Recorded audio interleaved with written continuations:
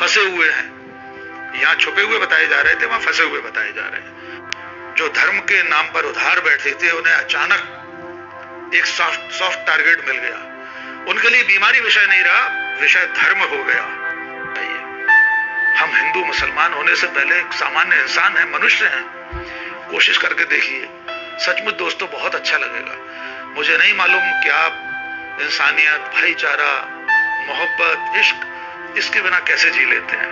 इतनी नफरतों के साथ सचमुच में आप कैसे जीते हैं, मुझे हैरत होती है। गुजरात से, आंध्र प्रदेश से, महाराष्ट्र से, तेलंगाना से, कहां से लोग नहीं जा रहे थे। वे कितनी बड़ी संख्या में इकट्ठा थे। क्या दिल्ली बॉर्डर पर, उस राष्ट्रीय राजमार्ग पर जमा हुए हजारों लाखों लोगों के मजहब हमने जानने की कोशिश। हमारी जो पीढ़ी है वो अपनी जिंदगी में पहली बार इस तरह की चीजों का सामना कर रही है कि जहां जो असली चुनौती है, बीमारी, एक महामारी जिसने पूरी इंसानियत को खतरे में डाल रखा है, हम सब खतरे की जद में हैं। कोई नहीं जानता कि ये महादानव कब किसको अपने पंजे में जकड़ लेगा। लेकिन ऐसे दौर में भी कल जो घटना हुई दिल्ली में, जिसको लेकर पूरे देश दुनिया में बवाल मचा हुआ है, और मैं बहुत स्पष्ट कर दूं, आप अपने अपने डायरी और पेन लेकर भले नोट कर लीजिए, मैं किसी को भी डिफेंड करने नहीं आया हूं। किसी भी तरह की धार्मिक कट्टरता, जाति विद्वेष, वर्ग पर आधारित भेदभाव, मैं किसी का भी समर्थक नहीं हूं। मैं इंसानियत का पहरेदार हूं, इंसानियत का झंडा हाथ में थामे रहूंगा।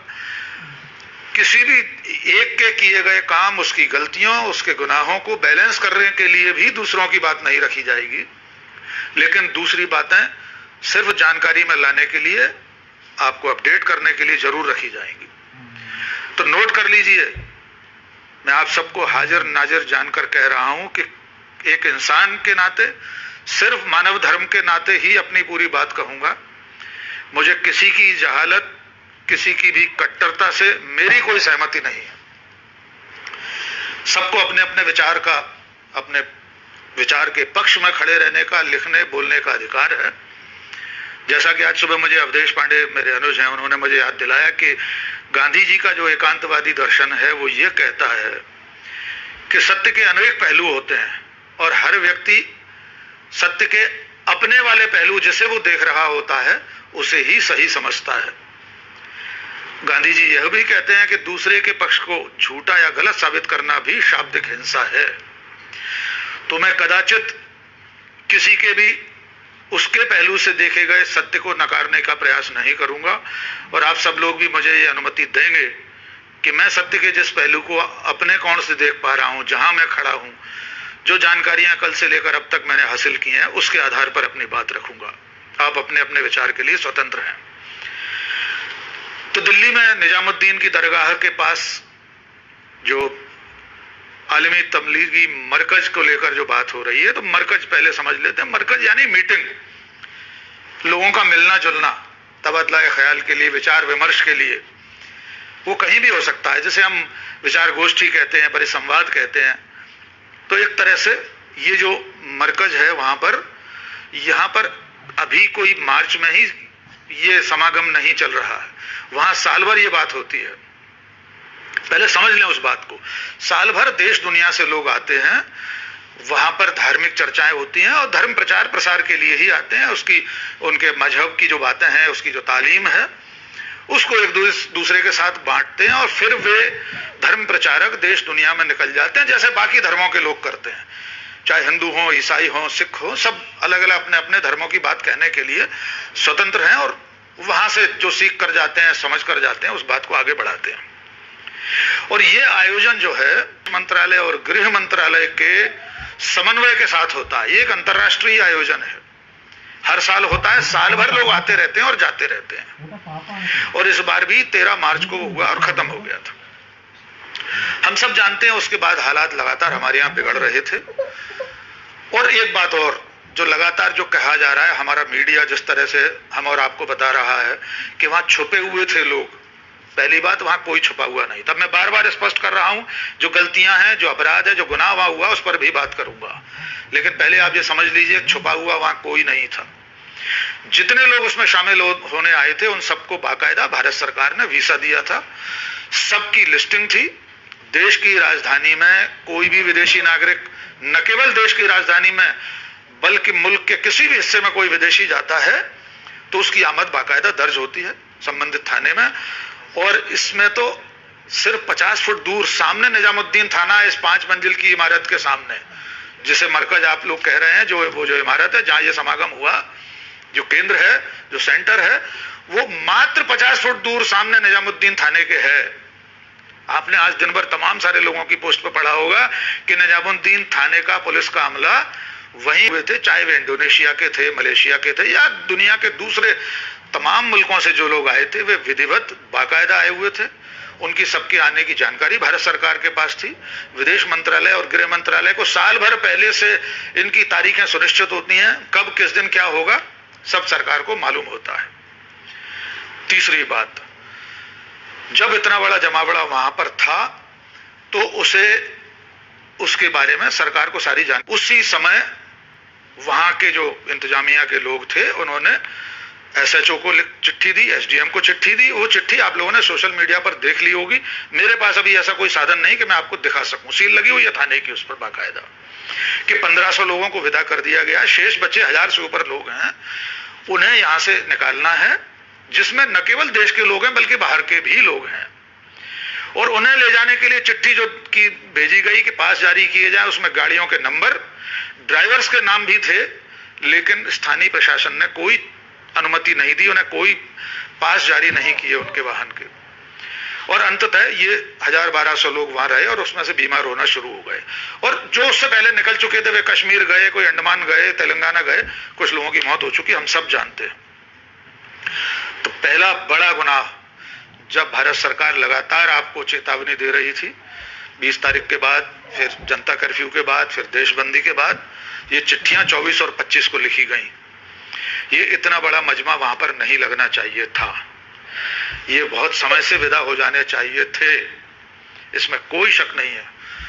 इसमें किसी भी तरीके से डिफेंड नहीं किया जा सकता कि मजहब के नाम पर, चाहे वो कोई धर्म हो, चाहे कोई मजहब हो, कोई वर्ग हो, उसे ये इजाजत नहीं दी जा सकती कि ये राष्ट्रीय आपदा का समय है, अंतरराष्ट्रीय आपदा का समय है।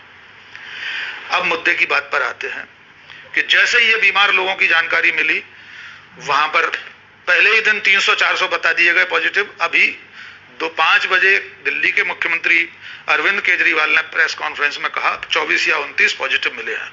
निश्चित तौर पर इससे अधिक होंगे, इसमें कोई शक नहीं। आज की तारीख में इंदौर में आज एक दिन में यह संख्या पार कर चुकी रिकॉर्ड, और मुख्यमंत्री जी ने, मध्य प्रदेश के मुख्यमंत्री ने कहा है कि आज शाम तक हो सकता है 60 से अधिक हो जाए इंदौर में। वहां पर जो गलती हुई उसे जिस तरह से मीडिया के जरिए, सरकार के जरिए, वे सारे तबके जो धर्म के नाम पर उधार बैठे थे, उन्हें अचानक एक सॉफ्ट टारगेट मिल गया। उनके लिए बीमारी विषय नहीं रहा, विषय धर्म हो गया, और इसे आतंकवाद की कोशिश, साजिश बताया जाने लगा, उन्हें फिदायीन दस्ते बताया जाने लगा। आप सब में से बहुत सारे लोगों को पता होगा कि हमारे बहुत से लोग, हमारे बहुत से परिवार इस वक्त वैष्णो देवी में फंसे हुए हैं। यहां छुपे हुए बताए जा रहे थे, वहां फंसे हुए बताए जा रहे हैं। मैं उन शब्दों पर भी नहीं जाना चाहता। आप सब जानते हैं किस मंशा से ऐसे शब्दों का इस्तेमाल किया जाता है। दूसरी बात, तिरुपति में 40,000 लोग 17 मार्च और 18 मार्च को रजिस्टर किए गए। 3 और ऐसी घटनाएं आपको बताता हूं। येदियुरप्पा मुख्यमंत्री दक्षिण में, वे सामूहिक विवाह सम्मेलन कर रहे थे इसी दौर में। उत्तर प्रदेश के मुख्यमंत्री योगी आदित्यनाथ राम मंदिर में सैकड़ों अमले के साथ जाकर मूर्ति स्थापित कर रहे थे। और एक और घटना आपको बताता हूं, बहुत कम लोगों की जानकारी में होगी, तस्दीक कर लीजिएगा। बार बार कह रहा हूं कि दूसरों की गलतियों से इन्हें डिफेंड करने का कोई इरादा नहीं है, बिल्कुल माफ नहीं किया जा सकता ऐसे जमावड़े को। आप में से कितने लोगों को यह जानकारी है कि पंजाब में एक ग्रंथी महाशय, ग्रंथी महोदय, पूरे सम्मान के साथ मैं कहना चाहता हूं, अभी विदेश से लौटे हैं।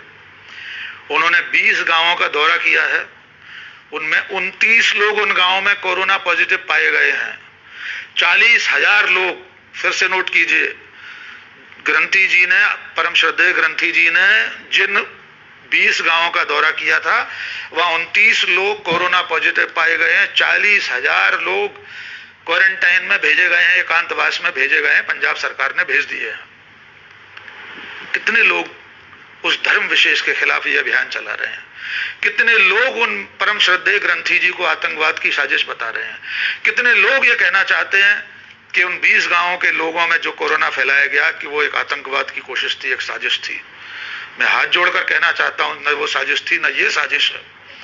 और अगर ये साजिश है तो मैं एक बेबाक सवाल पूछना चाहता हूं, इस सकल ब्रह्मांड का, इस पृथ्वी लोक के सर्वशक्तिमान प्रधानमंत्री हमारे हैं, देश की सर्वोच्च सत्ता दिल्ली में बैठी है, चाणक्य के अवतार परम श्रद्धेय गृह मंत्री वहां पर हैं, दुनिया के सबसे बड़े जासूस हमारे प्रधानमंत्री के सुरक्षा सलाहकार अजीत डोभाल जी वहां हैं, केंद्र सरकार की तमाम गुप्तचर एजेंसियां वहां सक्रिय हैं।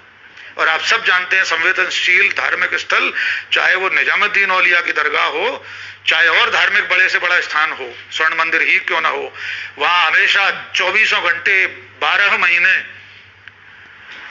ये जासूसी का काम, इंटेलिजेंस का काम, काउंटर इंटेलिजेंस का काम चलता रहता है।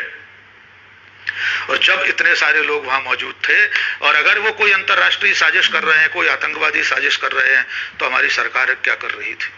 ये सवाल भी पूछे जाना बहुत जरूरी है।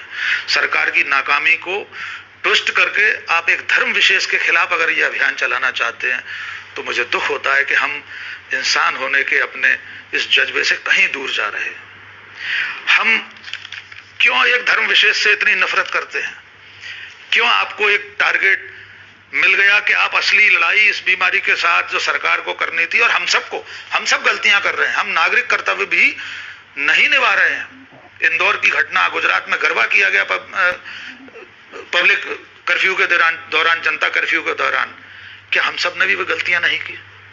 तो क्या हम सब भी आतंकवादी हैं? क्या हम सब इस सरकार को नाकाम करने की साजिश रच रहे हैं? सोच कर देखिए। मुझे आश्चर्य होता है कि हम इतनी नफरत के साथ कैसे जीवन जी रहे हैं। क्यों इतनी नफरत किसी धर्म, किसी वर्ग विशेष के प्रति हमारे दिलो दिमाग में है? और क्या सचमुच एक संस्था, उस जमात ने जो गलती की वो अक्षम्य है, उसे उसकी सजा मिलना चाहिए। शाम 5 बजे तक अरविंद केजरीवाल की सिफारिश के बावजूद कोई मुकदमा वहां दर्ज नहीं हुआ था।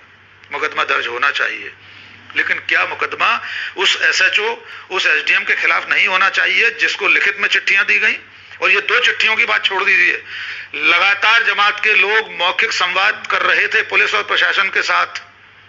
उनकी जुबानी चर्चा लगातार चल रही थी कि यहां पर इतने लोग हैं, इनको निकालने की कोशिश कीजिए, हमें मदद कीजिए।